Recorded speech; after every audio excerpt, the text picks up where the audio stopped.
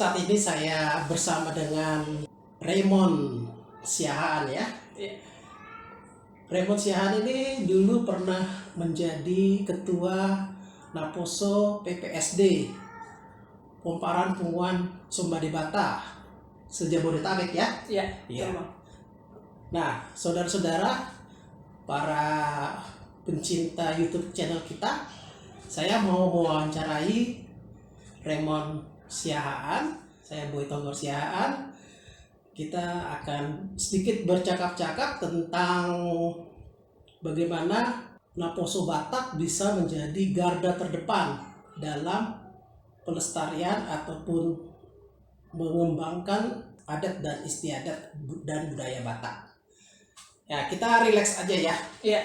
Saya mau tanya, sudah berapa lama menjadi ketua umum dari Naposo PPSD se-Jabodetabek?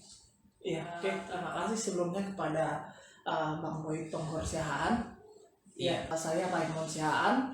Kalau ditanya sudah berapa lama menjabat sebagai ketua umum Naposo PPSD Siahaan Jabodetabek, saya sudah 2 periode. Dua periode ya? 2 periode menjabat sebagai ketua umum. Itu dari periode 2015 sampai dengan 2019. Karena satu periodenya itu masanya 2 tahun. 2 tahun ya? Ya, jadi kurang lebih sudah 4 tahun. Kalau boleh tahu, Naposo Siahaan itu se-Jabodetabek itu ada berapa jumlahnya? Iya, oke. Kalau ditanya berapa banyak jumlah anggota dari Naposo PPSD Jabodetabek itu kurang lebih 100 sampai 110 orang sih Bang. Iya ya. Yang tersebar di masing-masing wilayah, baik Tangerang, Depok, Jakarta, Bekasi. Tapi memang lebih banyak yang berdomisili di Jakarta seperti itu Bang. Apa aja kegiatan dari Naposo Siahaan ini? Ya, kalau kegiatan untuk yang rutinitasnya itu dari olahraga mungkin kami biasa bermain futsal, ya. bermain badminton untuk penyegaran fisik, Jasmani ya. Jasmani. Lalu kalau dari tiap minggunya itu biasa tiap bulannya itu kami mengadakan juga ibadah pertanian. Kita biasa bulanan dan biasa juga kadang di YPDT ya. Kita adakan di Yayasan Pencinta Danau Toba. Itu tiap bulannya rutin kita adakan. Nah, kalau untuk event-event atau project-project tiap tahunnya biasa kami mengadakan Natal tiap tahunnya itu di bulan Desember. Lalu ada juga kami mengadakan seminar budaya Batak, bagaimana generasi muda Batak ini khususnya Naposo PPSD Siahaan itu bisa mengembangkan ataupun melestarikan adat budaya Batak itu. Minimal pengetahuannya itu berkembang dengan masuknya di dalam punguan dan ikut terlibat di dalam acara seminar adat budaya Batak. Ada juga kita bikin event semacam kayak tryout SBMPTN, bagaimana kita mendukung adik-adik yang untuk persiapan masuk ke PTN ya Bang, perguruan tinggi negeri. Kita support, kita gunakan, kita kerjasama dengan bimbel-bimbel untuk kita adakan tryout seperti itu. Nah, ini menarik sekali. Tadi di PPSD, Naposo PPSD itu ada bidang yang secara khusus menangani soal adat dan budaya Batak ya. Nah, kegiatannya untuk pelestarian itu apa aja yang sudah pernah dilakukan oleh Naposo Siahaan? Iya, selain dari acara event yang seminar adat dan budaya Batak, memang secara struktur organisasi kita ada yang namanya bidang adat dan budaya. Di situ ada ketua dan pengurus-pengurusnya, anggota-anggotanya. Mereka biasa itu tiap bulannya di pertanian itu sering kali kita berdiskusi ataupun sharing mengenai minimal tarombo dari Sumba de Bata terlebih dahulu. Tentu dengan menggunakan bahasa Batak. Moloboi, Marhata Batak Mahita. Nah, kan gitu kan, Moloboi. Tapi minimal kondi atusima nah hata Batak kan gitu. Jangan kita udah masuk ke dalam punguan marga Batak tapi kita nggak berkembang di dalamnya. Tapi itu salah satu konsen kita bagaimana mendorong anak-anak muda, generasi muda Siahaan ini supaya meningkat, berkembang. Bagaimana relasi dengan Napua khususnya dalam masalah adat dan Iya. budaya. Kita biasa sharing ataupun mengundang tua-tua, khususnya yang Raja Parahata gitu ya. Apalagi terlebih yang kemarin acara seminar itu kita mengundang para pakar-pakar atau tua-tua yang memang sudah expert di bidangnya gitu ya Bang. Iya. Jadi kadang kita juga turut mengundang tua-tua ini supaya sharing knowledge, artinya pengalamannya, pengetahuannya itu dibagikan kepada anak khusus supaya tahu minimal Tarombo, tahu minimal kata Batak. Berangkat dari situlah baru kita akan bisa ke jenjang yang lebih besar seperti itu Bang. Ya, jadi memang tetap menjalin hubungan yang baik ya dengan anak tua ya. Nah, pernah nggak Naposo Siahaan itu katakanlah kunjungan ke Bonapaso kita salah satu yang kan Siahaan ini kan lebih banyak di Toba ya, di Toba. Nah, pernah nggak melakukan mungkin ke Tugu Sombade Batak untuk lebih menjiwai budaya Batak? Pernah nggak kira-kira itu dilakukan? Ya, oke. Kalau ditanya pernah atau tidak kita mulak Tugu Bonapaso itu adalah salah satu event kita yang kita laksanakan di tahun 2018. Salah satu project di mana visi misi kita yang salah satunya melestarikan adat dan budaya Batak. Itu masuk di dalam visi misi kita, misinya MPPFD. Kita tahun 2018 November pulang ke Bonapaso ke ziarah ke makam opung kita, ya kan, opung Sombade Batak. Di situ kita ziarah, bersih-bersih, kita foto bersama supaya anak-anak muda ini yang khususnya belum pernah pulang gitu kan, apalagi yang sudah lahir di Jakarta ini belum pernah pulang.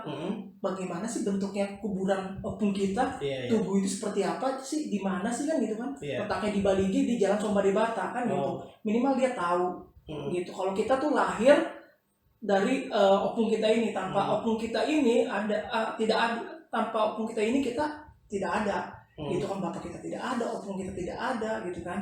Jadi ya minimal harus tahu lah sejarah dari Tugu Sombade Batak itu di Bali.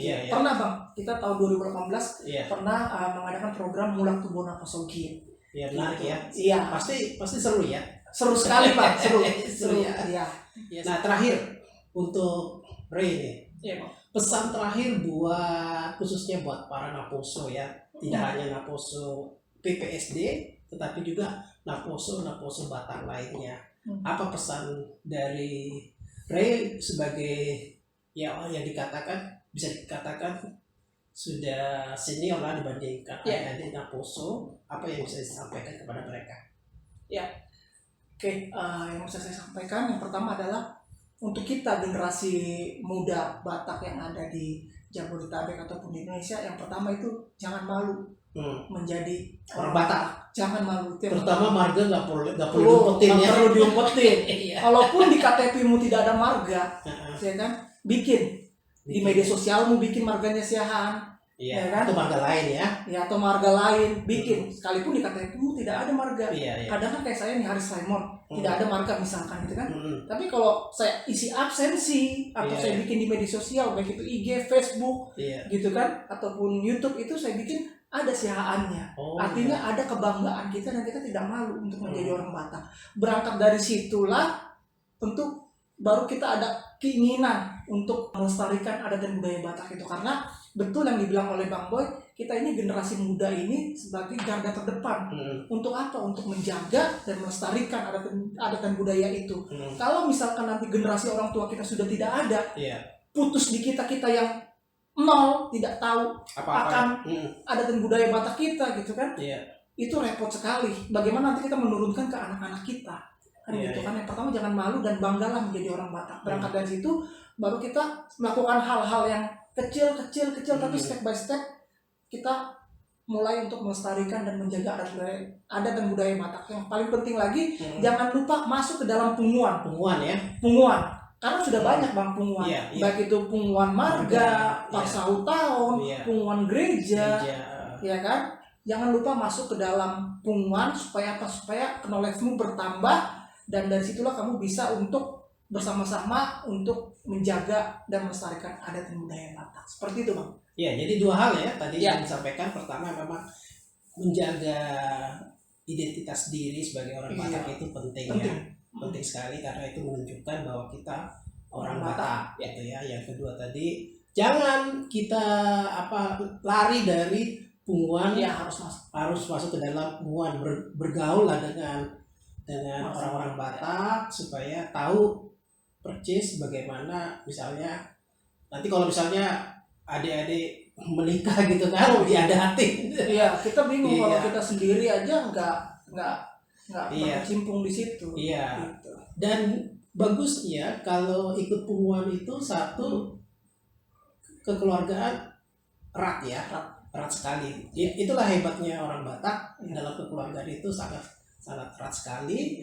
Jadi artinya kita nggak perlu khawatir kalau memang pasti pertolongan itu dari pihak marga lah ya. Paling tidak pihak marga kita akan menopang ketika kita mengalami musibah atau apapun juga ya, pasti. Nah, namun demikian, walaupun demikian kita juga tetap bersukacita di dalam punguan marga ya, khususnya marga. Yang penting jangan tinggalkan punguan marga lah ya. Iya. Kalau punguan di komunitas lain mungkin bisa kita kurangi. Iya. Ya. Tapi punguan marga wajib. Ya, itu identitas kita. Iya, wajib. Oke, Raymond, terima kasih banyak sudah mampir di bincang-bincang kita YouTube channel Batak Center. Semoga para Naposo Batak khususnya yang nonton video ini bisa termotivasi menjadi orang Batak, menjadi garda terdepan dalam pelestarian adat dan budaya Batak. Horas, sampai jumpa pada video-video selanjutnya dari YouTube kita, Batak Center Channel.